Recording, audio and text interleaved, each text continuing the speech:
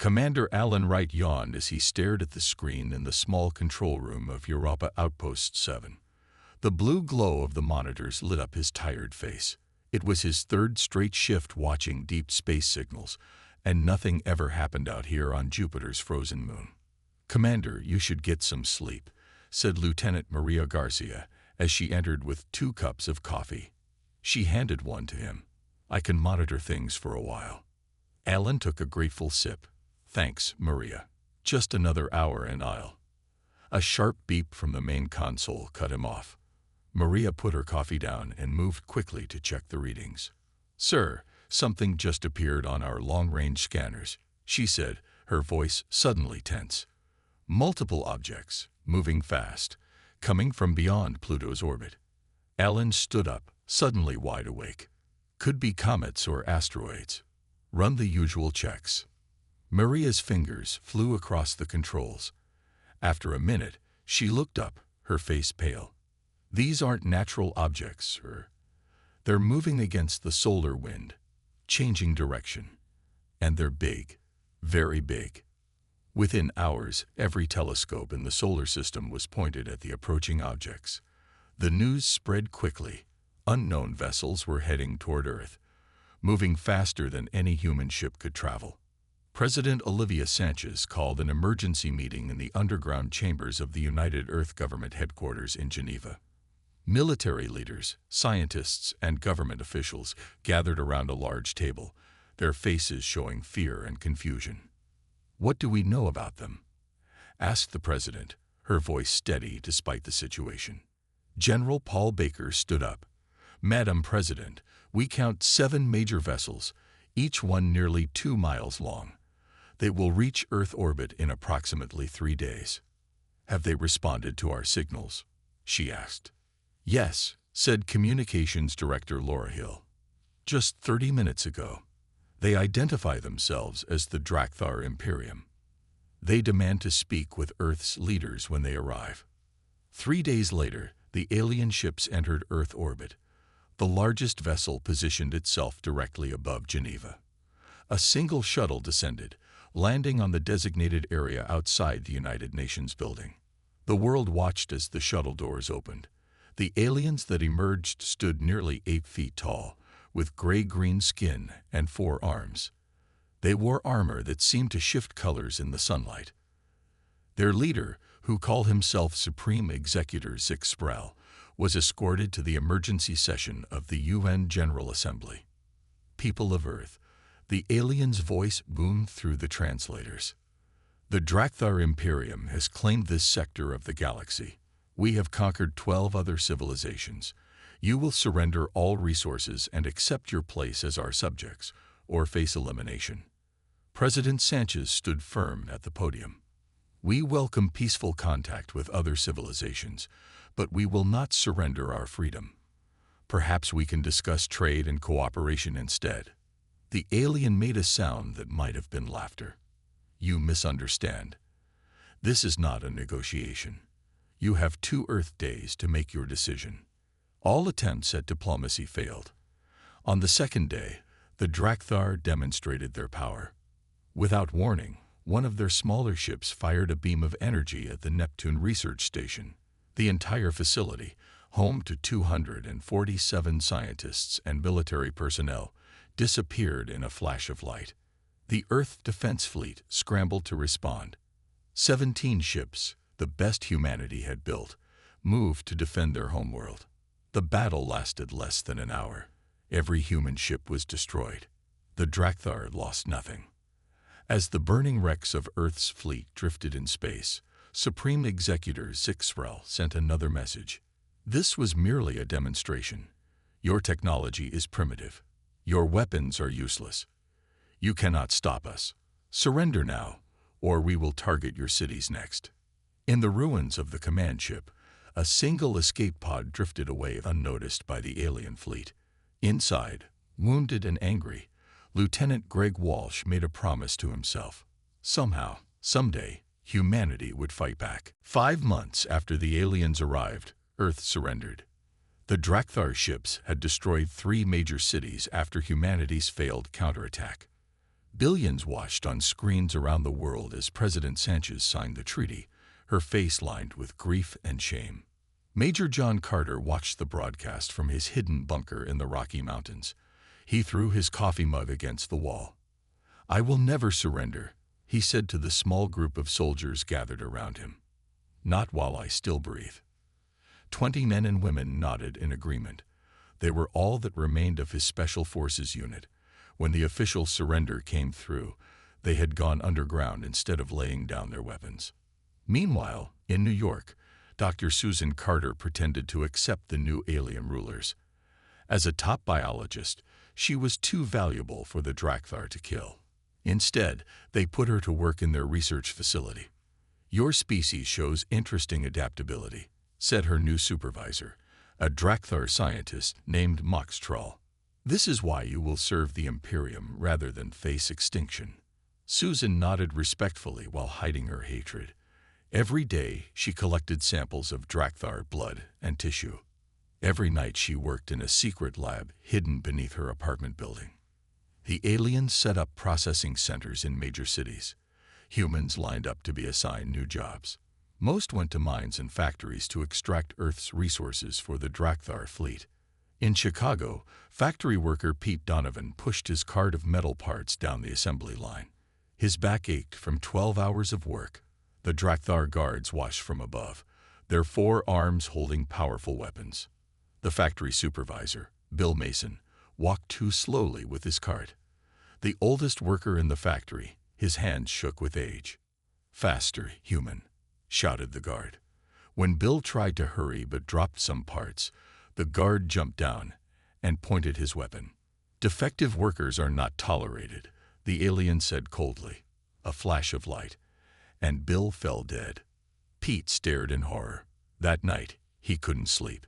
He walked the dark streets after curfew, not caring if he was caught. A hand grabbed him from an alley. Pete tried to scream, but another hand covered his mouth. "Quiet," whispered a woman's voice. "Do you want to fight back, or just die for nothing?" The hands released him. Pete turned to see a thin woman with short brown hair. Her eyes were fierce in the dim light. "Who are you?" he asked. "Lisa Winters. I run a network. People who want to do more than just survive under these monsters." By dawn, Pete had joined the resistance. On Mars Colony, the situation was even worse. The Drakthar saw the Red Planet as a perfect mining base. They worked humans until they collapsed, then replaced them with new ones. Governor Kileth, the alien in charge of Earth operations, inspected the Mars facilities with satisfaction. "These humans break easily," he told his commanders, "but they reproduce quickly enough to maintain our workforce." What Kileth didn't see was Frank Bennett, a mining supervisor who secretly led the Mars resistance. Frank smiled and bowed when the governor passed, while memorizing the layout of his ship and the number of guards. Back on Earth, Lieutenant Greg Walsh had survived his escape pod crash and made contact with other military survivors. They communicated using old radio equipment that the aliens didn't monitor.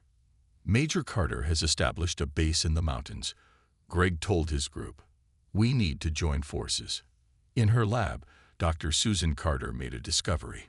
When exposed to a common Earth bacterium, Drakthar tissue samples showed signs of distress. Something in the bacteria affected their respiratory system.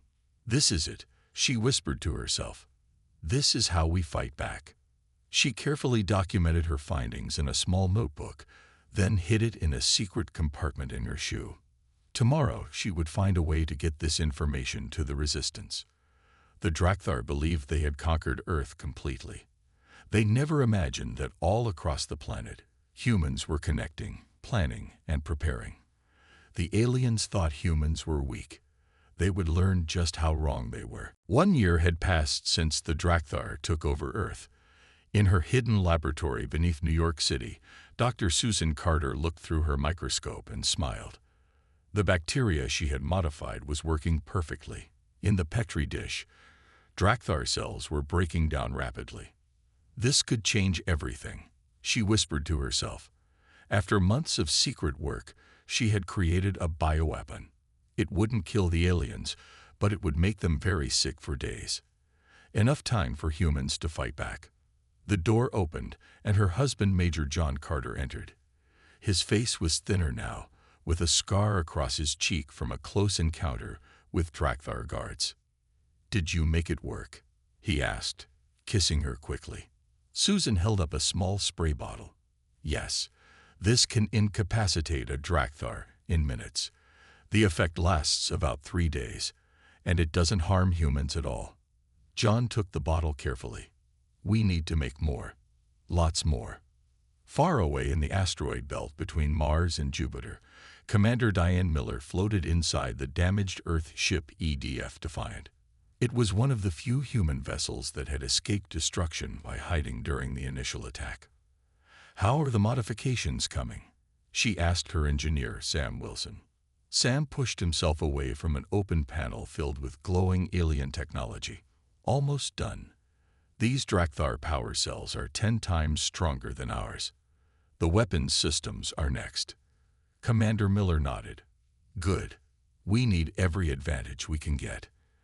They had been secretly salvaging parts from damaged Drakthar ships. With each upgrade, the Defiant became more powerful. On Mars, the resistance was growing stronger. Frank Bennett led a double life. By day, a loyal mining supervisor. By night, the leader of over 200 rebels. "The shipyard is nearly operational," reported his assistant, a young woman named Linda Hayes. They stood in a massive underground cave that had been converted into a secret construction facility. 3 small ships were taking shape, built from stolen Drakthar parts combined with human ingenuity. "We need more time," Frank said, looking at the unfinished vessels. "Maybe another 6 months." In Chicago, Pete Donovan and Lisa Winters expanded their resistance network. They met in an abandoned subway tunnel with 20 cell leaders. "We have people in every factory now," Lisa said, pointing to a map. "Small acts of sabotage are slowing down production by 15%. "Not enough," said Pete. "We need someone who can hack their systems." A quiet voice spoke from the back. "I can help with that." A small woman with glasses stepped forward. "I'm Catherine Lee. Before the invasion, I worked on AI systems. I've been studying their tech. I think I can get into their networks." The resistance was connecting. Using old ham radios and Morse code, groups across Earth shared information. Major Carter's military cell made contact with Commander Miller's hidden ship. Dr. Susan's bioweapon formula was secretly distributed to labs around the world. Meanwhile, the Drakthar remained confident in their control. Governor Killeth sent a report to the Imperium. "The human resistance is minimal and disorganized. A few troublemakers cause minor damage, but they pose no serious threat. This species lacks the intelligence and courage to mount an effective campaign against us." In his palace built on the ruins of Washington, D.C., Killeth entertained his officers. "Another year, and Earth will be fully pacified. These humans are the weakest species we have conquered." His officers laughed and drank, celebrating their easy victory. None of them noticed the small drone flying outside the window, recording everything. Catherine Lee watched the footage from her hidden bunker, mapping the palace's layout and security systems. "We see you," she whispered, "and we're coming for you." Across the solar system, humanity prepared. In hidden bases on Earth, in the tunnels of Mars, in the shadows of the asteroid belt, the resistance grew stronger each day. The Drakthar had made a fatal mistake. They had given humanity time. Time to learn, to plan, to build. And the clock was ticking. 3 years had passed since the Drakthar invasion. Deep in the asteroid belt, Commander Diane Miller floated in zero gravity, looking out at her fleet. 30 ships hung in the darkness, hidden from Drakthar scanners by special jamming devices. "The vengeance is ready," Commander said Sam Wilson through her radio. He had become her chief engineer and had personally overseen the construction of her flagship. "Good," she replied. "And the others?" "All 30 ships are operational. We've installed the reverse-engineered Drakthar weapons on everyone. They're not as powerful as the real thing, but they'll do some damage." Commander Miller smiled. For 3 years, they had salvaged, stolen, and built in secret. Every ship was crewed by survivors of Earth's military and volunteers from the Resistance. They called themselves the Fleet of Vengeance. On Earth, Major John Carter led his fighters through night training exercises in the forests of what used to be Canada. 5,000 men and women now followed him, armed with a mix of human weapons and stolen Drakthar technology.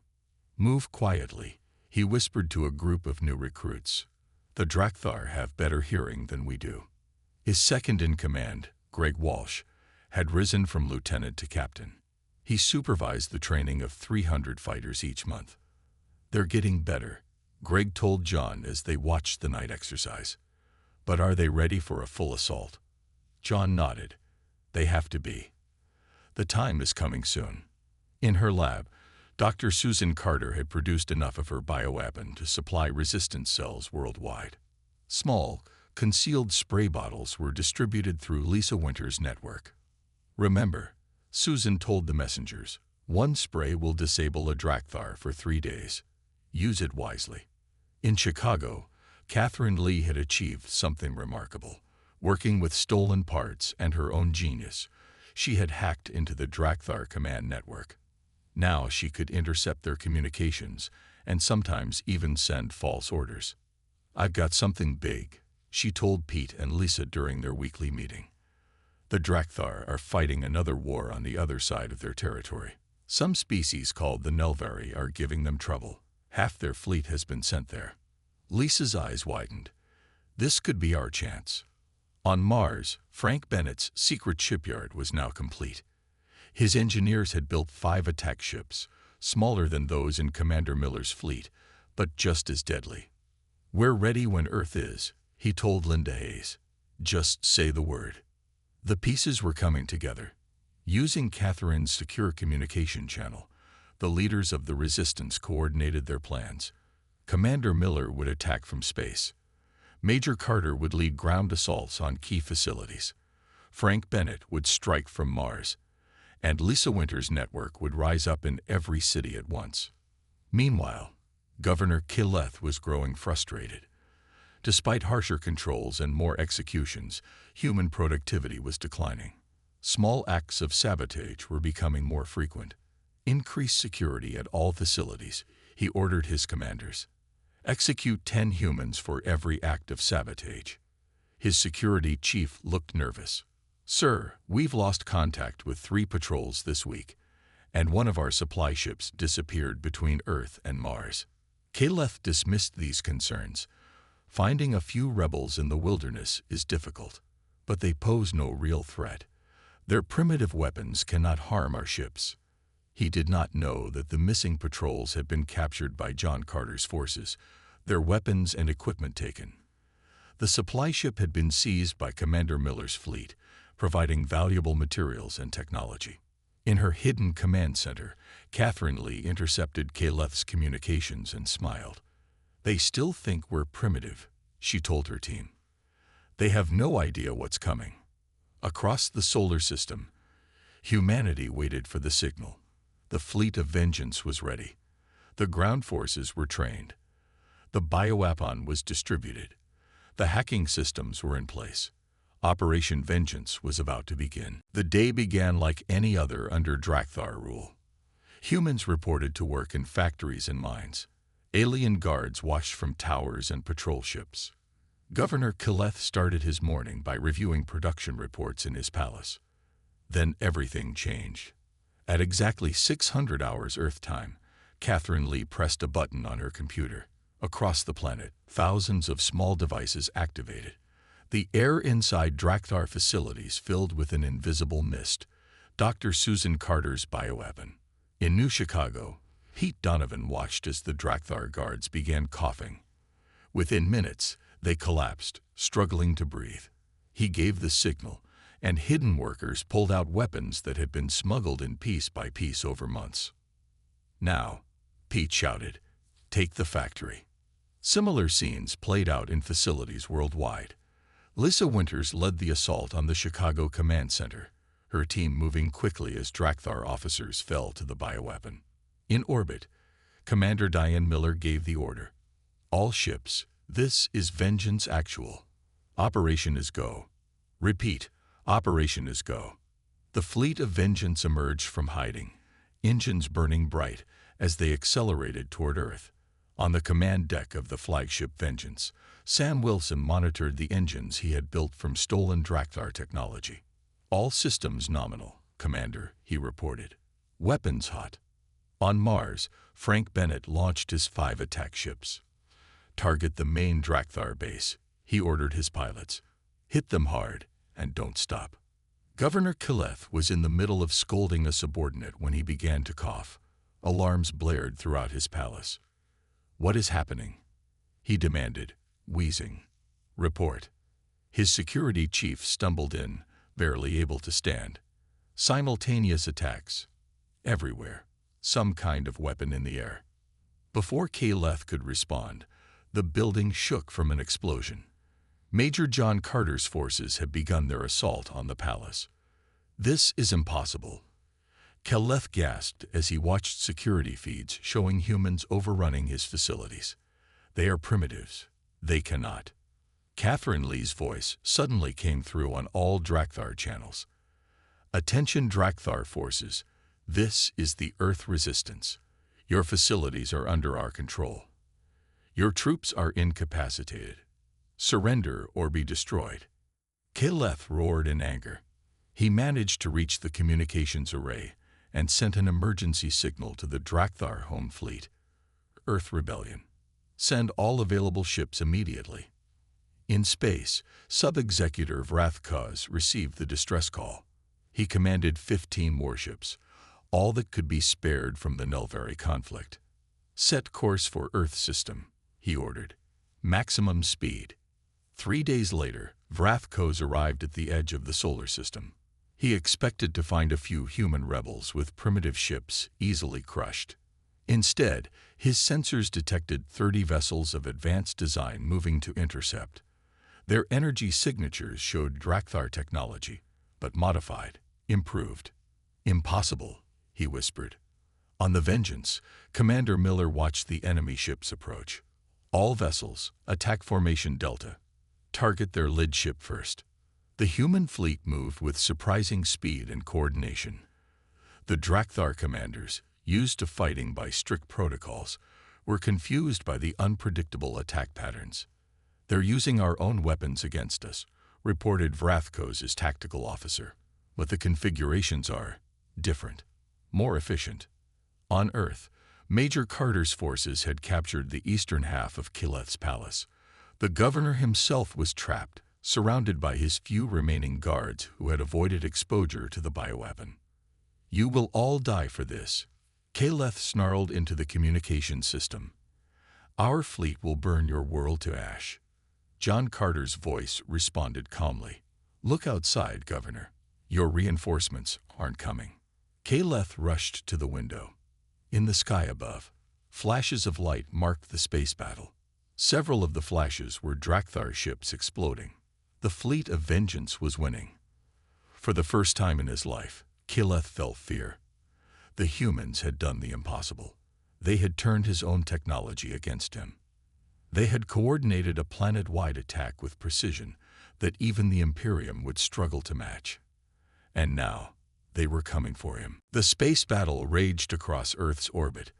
Commander Diane Miller stood on the bridge of the Vengeance, watching as her ships engaged the Drakthar fleet. Target their engines, she ordered her weapons officer, Lieutenant Ryan Cooper. Use the modified pulse cannons. Ryan had developed new attack patterns that confused the rigid Drakthar commanders. The aliens fought by strict rules and formations. Humans did not. They're breaking formation, Ryan reported as the Drakthar ships scattered under the unexpected assault. 3 enemy vessels disabled, 2 destroyed. On the Drakthar command ship, Sub-Executor Vrathkos could not believe what he was seeing. How can primitive humans operate such advanced weapons? Who taught them our technology? His tactical officer had no answer. The human ships moved in ways that Drakthar vessels could not, turning faster, firing more accurately. Each human shot seemed to find a weak point in their shields. Their main ship is approaching, the officer warned. They're targeting our engines. On Earth, Major John Carter led the final assault on Governor Khaleth's palace.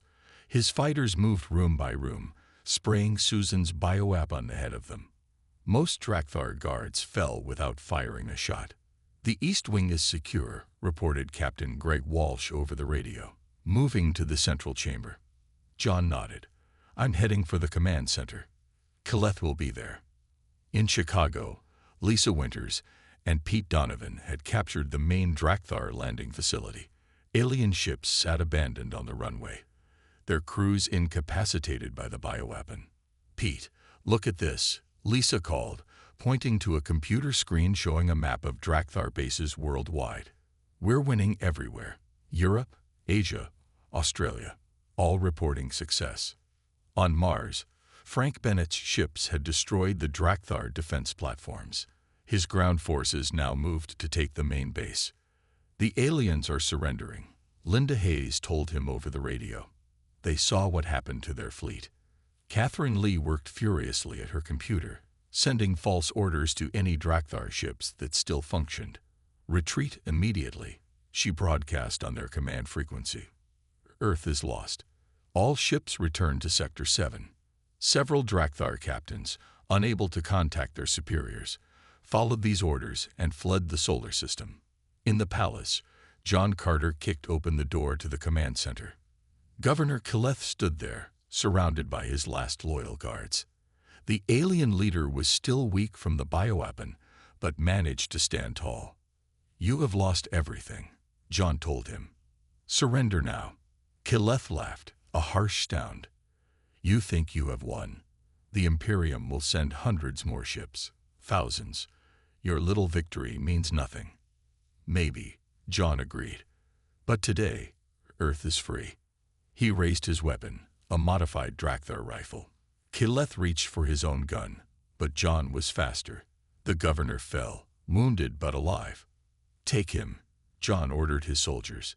He'll stand trial for what he's done to our people. In space, the Battle of Earth reached its climax. 7 Drakthar ships had been destroyed, 5 disabled. Only 3, including Vrathkos's command vessel, still fought. Sub-Executor, his officer pleaded, we must retreat. We cannot win this battle. Vrathkos knew he was right. With fury in his heart, he gave the order. Set course for the jump point. We will return with the full might of the Imperium. As his ship turned to flee, Commander Miller moved the Vengeance to intercept. They're trying to escape, Sam Wilson reported. Not today, Miller replied. Target their engines again. Disable, don't destroy. I want to send a message back to the Imperium. The Vengeance fired its main cannon. The beam struck the Drakthar ship perfectly, disabling its engines. Thrifting and powerless, Vrathkos watched as human ships surrounded him. Commander Miller's voice came through on all channels. Attention Drakthar vessel. This is Commander Diane Miller of the Fleet of Vengeance. Your forces on Earth and Mars have been defeated. Your ships have been destroyed or captured. You have one choice. Surrender or be destroyed. Vrathkos looked at the human ships surrounding him, ships using technology his people had considered far beyond human capability. He had underestimated them. The entire Imperium had underestimated them. With no other option, he surrendered. 1 month after the battle, people gathered in what remained of the United Nations building in Geneva. The damage from the war was still visible, but flowers had been planted among the rubble, a symbol of new life after years of suffering. President Olivia Sanchez, who had led a government in exile during the occupation, stood at the podium. Behind her sat the heroes of the resistance, Commander Diane Miller, Major John Carter, Dr. Susan Carter, Catherine Lee, Lisa Winters, Pete Donovan, and Frank Bennett. Today, the President said, her voice carried to every corner of the world, we celebrate not just our freedom, but the birth of a new era for humanity. The Drakthar believed we were weak because we did not have their technology, but they failed to understand our greatest strength, our spirit. The crowd cheered. Around the world, people watched on screens, many crying with joy and relief. "We announce today the formation of the Earth Defense Alliance," President Sanchez continued. "Commander Miller, now Admiral Miller, will lead our new combined fleet. We will never again be defenseless." In orbit, human crews worked on captured Drakthar vessels. Engineers studied every part, learning and improving the alien technology. The fleet of Vengeance had grown to 45 ships, with more under construction. After the ceremony, John and Susan Carter walked through a new research facility built outside Geneva. "The modified Drakthar drive systems are working even better than expected," Susan told her husband. "We can reach Mars in days now, not months." John nodded. "And the weapons? We're focusing on defensive systems first," she replied. "Shields, early warning networks. But yes, the weapons too." Catherine Lee led a team of engineers and programmers who worked with captured Drakthar computers. They had already improved Earth's communication systems, allowing instant contact across the solar system. The Drakthar databases contain information about dozens of other species, she told Lisa Winters during a video call. "Some are their allies, but many were conquered, like us." Lisa, now head of Earth Intelligence, nodded. "We should contact them. Form alliances before the Imperium returns." In New Chicago, Pete Donovan supervised the construction of new factories. These would not build weapons for alien conquerors, but ships and tools for humanity's expansion among the stars. "We'll be ready next time," he told his workers. "We'll meet them at the edge of our system, not on our doorstep." On Mars, Frank Bennett oversaw the expansion of the colony. With Drakthar technology, they could now create large habitable areas on the surface.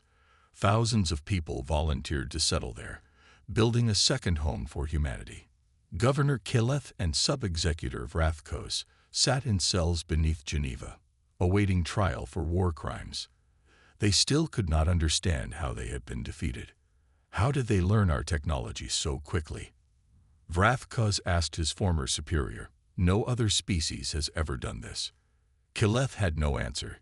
He stared at the wall, his pride destroyed. Admiral Miller stood on the bridge of her flagship, now renamed Earth's Hope instead of Vengeance. The ship had been upgraded with the best of human and Drakthar technology. "Long-range sensors detecting multiple contacts," reported Ryan Cooper, now her first officer, "approaching from the direction of Drakthar space." Miller nodded calmly. "How many?" "Over 50 vessels. Drakthar design. They must have sent their home fleet." Miller opened a channel to Earth.